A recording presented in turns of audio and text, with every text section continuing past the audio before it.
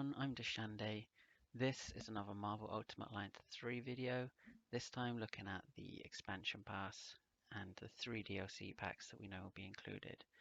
So the DLC pass is coming out, the first part of which will be fall 2019. We know there's going to be a Marvel Knights pack, an X-Men pack, and a Fantastic Four pack. I personally think they will release in that order. I think that's the reason why they're listed the way they are on here. I don't think it's a coincidence, but I know some people are speculating about the order they might release in.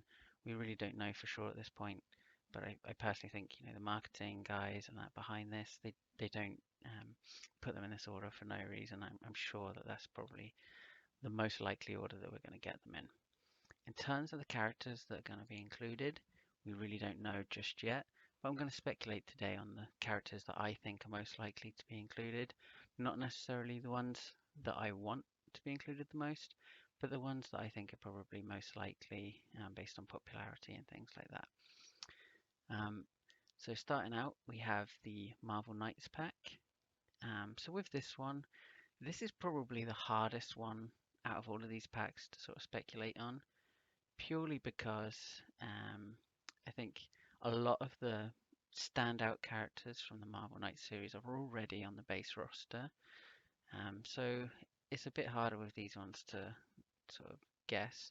We've already got characters like Black Widow, Daredevil, Elektra, and so on already in that roster, so not as easy. So in terms of actually predicting the characters here, I would say the most likely character that we could get from this is probably going to be the Punisher. I think super popular. The Netflix show has been going on the last couple of years. Obviously it's ended now, but it's insanely good. If you haven't watched it already, go and watch that. But I think given his popularity from the comics, the TV show, I'd be very surprised if he's not in here.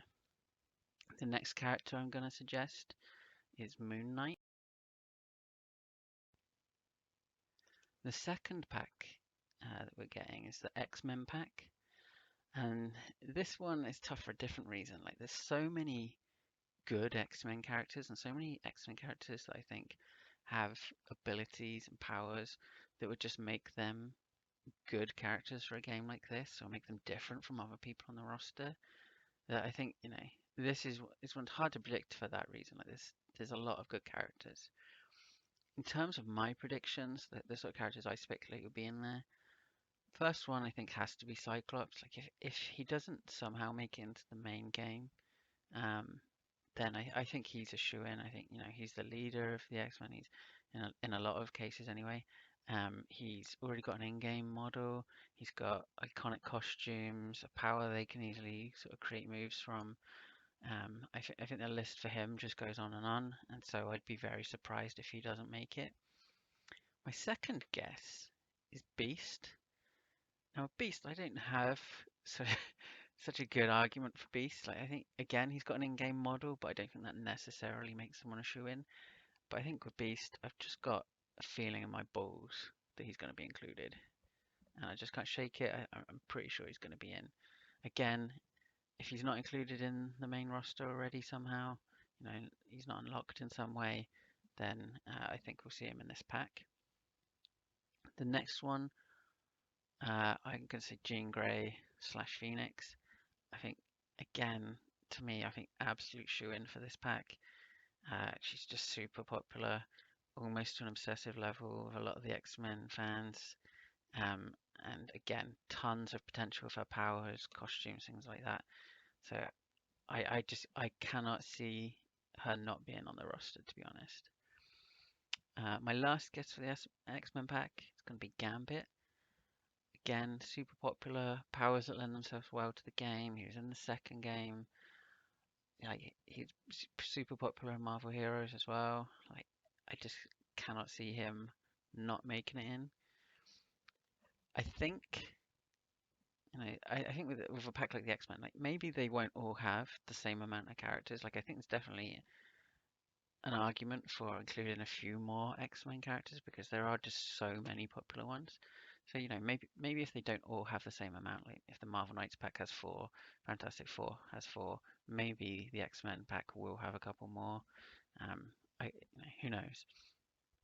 I think if they do have more, you're probably looking at characters like Emma Frost, Angel, maybe Rogue. But there's a lot. There's a lot they could include. There's a lot of potential. Um, Colossus, Juggernaut, I think, are a good shout as well. Just not Jubilee. Please, not Jubilee.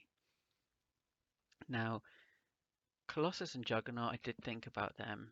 I did consider them for being in this. Colossus, I think my problem with Colossus being in here, I think it's just another character, a bit like the Hulk, Luke Cage, just another tank character that, I think they're a bit boring compared to some of the characters. When you have such a wide range of X-Men characters with crazy, abilities that they could put in the game, to just sort of have another slot where someone's just punching, I don't know. I personally think that's a bit of a waste. I know Colossus fans right now listening to this will disagree with me, but I don't know. There's only so many like just standing there and punching characters that I think should make it into the game because personally I think I don't know. It's just a bit boring. With Juggernaut, um, I would like him to be in here, and it would fit my you know guess about perhaps having at least one villain in each pack. But I don't know. Like he's in the game as a boss. We know that much, but his model is huge. And this might be a dumb reason, but I don't think they would give us access to a player model that is as big as that. Like, I just think he'd just be a bit too big, it'd be a bit too crazy. So I kind of feel like if he was included, they would probably shrink him a little bit. But then that kind of seems weird because when you come up against him in the game and you're playing as Juggernaut, you're going to be like little Juggernaut running away from big Juggernaut. And like to me, I think I don't know, that just seems stupid. Now they have done in the past games, admittedly, things like you could play Doctor Doom and fight against Doctor Doom, and there's weird little things like that. But I don't know. I just think in this context, maybe they would want to do that. But I don't know. Watching the boss fights, seeing the size of that character, I just have my doubts about him being included because of that. Now, with the last pack, Fantastic Four, I mean, come on, the Fantastic Four have to be in it, right? Human Torch, Thing, Mr. Fantastic, Invisible Woman. Like, if you have four characters, I suppose it's got to be them. You can't have a Fantastic Four pack and not have the Fantastic Four in it. But, this for me is why I think we might get more than four, though, because to just have the Fantastic Four pack be the Fantastic Four, you're missing out on, say, Doctor Doom and the Silver Surfer, characters that have been absolute beasts in the other games. They have great powers. I just think these are characters that need to be in this game. Like, they're just awesome characters. They should be here. I mean, like Doctor Doom. Like, if you don't like Doctor Doom, stop this video. Go reevaluate your life because Doctor Doom is awesome. Silver Surfer as well. I think with the first game, unless you cheated and unlocked him, but I mean, it just took so much work to like unlock him, and then when you did, you're just rewarded with this character that was just super, super strong. And if you max that guy out, like he was so strong, he was OP probably compared to most people on that roster, if not everyone on that roster. So I think he kind of like holds this special place um, amongst fans of the first game. I just think, I'd be gutted not to see him included. Now he could also again qualify under the Marvel Knights DLC, so who knows? Like if he's not in that Fantastic Four pack, like maybe he'd pop up in that. I don't know. But those are my suggestions for who I think could be in here. There's plenty of other characters that could make it in. I think their choices have been pretty good so far. They've chosen a lot of relevant characters as well, and then they've also surprised us with some choices like Elsa Bloodstone. So while I think these are the most likely choices, I don't think that they're necessarily going to give us the most likely choices. We might get some crazy choices in here. So I'm really excited to see what they come out with.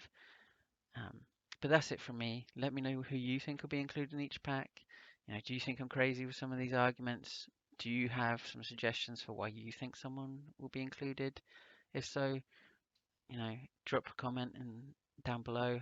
I'd really like to hear from you. And if you can, give me a thumbs up, hit subscribe, and I'll see you again for more Marvel Ultimate Alliance content soon. Thanks for watching.